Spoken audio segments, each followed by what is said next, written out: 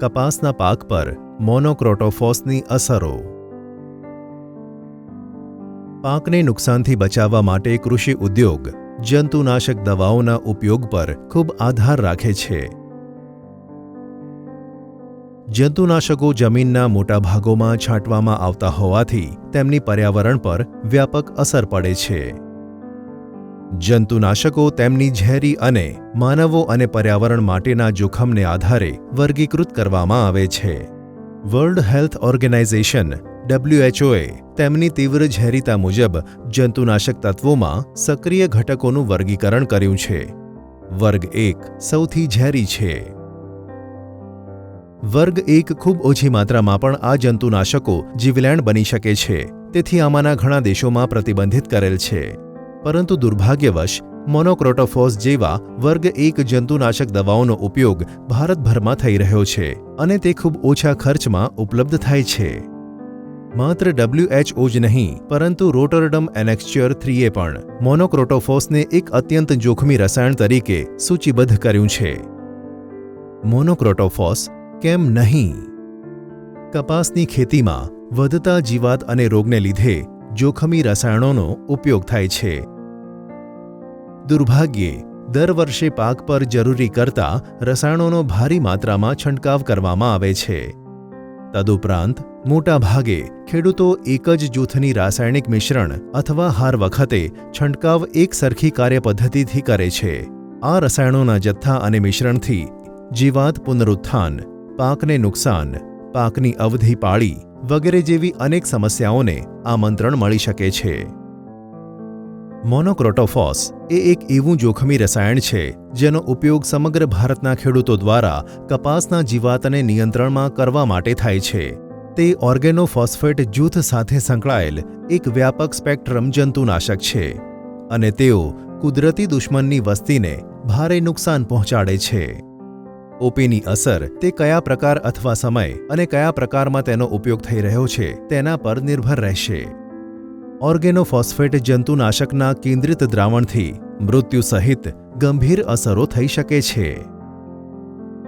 કપાસના પાક પર મોનોક્રોટોફોસની અસર. જંતુનાશકો જે છોડ દ્વારા શોષી શકાય છે અને છોડના અન્ય ભાગોમાં પરિવહન કરી શકે છે તે પ્રણાલીગત જંતુનાશકો તરીકે ઓળખાય છે. ઓર્ગેનોફોસ્ફેટ જૂથ ખાસ કરીને મોનોક્રોટોફોસ, એસિફેટ અને જંતુનાશકોના નિયોનિકોટિનોઇડ જૂથ સાથે સંકળાયેલા મોટાભાગના જંતુનાશકો પ્રકૃતિમાં પ્રણાલીગત હોય છે અને તેઓ પાકને વાનસ્પતિક વિકાસ તબક્કા તરફ આગળ ધપાવે છે. તે ખૂબ જ દ્રાવ્ય રસાયણ છે જે પાક પર છાંટવામાં આવે ત્યારે ઝડપથી અસર બતાવે છે. પ્રારંભિક પાકના ચરણમાં પ્રણાલીગત જંતુનાશક દવાઓનું છંટકાવ કરવાથી વેજીટેટિવ લીફી ચરણમાં તબદીલ થાય છે અને ફૂલો અને પાકની પરિપક્વતામાં વિલંબ થાય છે. આ જંતુનાશક દવાઓના પ્રારંભિક ઉપયોગથી જીવાતનો રોગ ફેલાય છે અને બદલામાં જીવાત નિયંત્રણ માટે પ્રણાલીગત જંતુનાશકોનો વારંવાર ઉપયોગ કરવાની જરૂર પડે છે. આ પ્રક્રિયા ફૂલો અને પાકની પરિપક્વતામાં વધુ વિલંબ કરે છે. જંતુનાશક તત્વોના આ જૂથો દ્વારા એક સમસ્યા થાય છે જે પેસ્ટ રિસર્જન તરીકે ઓળખાય છે. મોનોક્રોટોફોસ જેવા બ્રોડ સ્પેક્ટ્રમ જંતુનાશક પ્રાકૃતિક દુશ્મનો પર વિનાશક અસરો કરી શકે છે, જેના કારણે સરળતાથી જીવાતનું પુનરુત્થાન થઈ શકે છે. આ બ્રોડ સ્પેક્ટ્રમ જંતુનાશક દવાઓને જંતુનાશક પ્રેરિત હોર્મોલિગોસિસ તરીકે ઓળખાતી ઘટના પણ થઈ શકે છે, જે જીવાતોને ફેલાવાનો માર્ગ બનાવે છે. હોર્મોલિગોસિસ એ એવી ઘટના છે જેમાં કેટલાક જંતુનાશકો જીવાતમાં શારીરિક પરિવર્તન લાવે, જેનાથી તેઓ વધારે બળથી ફળદ્રુપ ઈંડા મૂકે, જેથી તે એકદમથી બહાર આવે છે. માનવ સ્વાસ્થ્ય પર મોનોક્રોટોફોસની અસરો.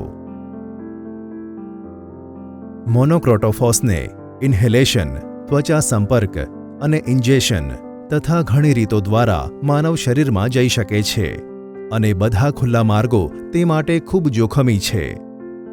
ઓર્ગેનોફોસ્ફેટ જંતુનાશકોની ડાયાબિટોગેનિક અસર પર ઘણા પ્રકારના સંશોધન કરવામાં આવ્યા હતા. અધ્યયનમાં જાણવા મળ્યું છે કે મોનોક્રોટોફોસ આપણા શરીરમાં ગ્લુકોઝ અસહિષ્ણુતા લાવી શકે છે. આ જંતુનાશક દવાના બીજા અધ્યયનમાં જાણવા મળ્યું છે કે તેનાથી હાઇપરગ્લાયકેમિયા થઈ શકે છે, એવી સ્થિતિ જ્યાં રક્ત પ્લાઝમામાં ગ્લુકોઝની વધુ માત્રા ફરે છે. ગ્લુકોઝમાં તીવ્ર વધારો અનેક અંગને નિષ્ફળ કરી શકે છે. બિહારની શાળામાં મધ્યાહન ભોજન દુર્ઘટનામાં 23 બાળકોની મૃત્યુ થઈ હતી. તે પણ આ જીવલેણ જંતુનાશકનું પરિણામ હતું. બાળકોને આપવામાં આવેલું ખોરાક તેલમાં રાંધવામાં આવતું હતું, જેમાં મોનોક્રોટોફોસની અમુક માત્રા મળેલી હતી. WHOનો અંદાજ મુજબ ભારતમાં દર વર્ષે હજારો ઇરાદાપૂર્વક અને આકસ્મિક મૃત્યુમાં આ જંતુનાશક મુખ્ય ભૂમિકા નિભાવે છે અને તેનો ઉપયોગ કપાસ સહિતના વિવિધ પાકમાં થાય છે. સંપર્કમાં આવવાથી આંખોમાં બળતરા, અસ્પષ્ટ દ્રષ્ટિ, શ્વાસ લેવામાં તકલીફ, છાતીમાં કડકતા, ફેફસામાં પ્રવાહી, સ્નાયુની નબળાઈ, ચક્કર, માથાનો દુખાવો વગેરે જેવા અનેક વિપરીત લક્ષણો થઈ શકે છે.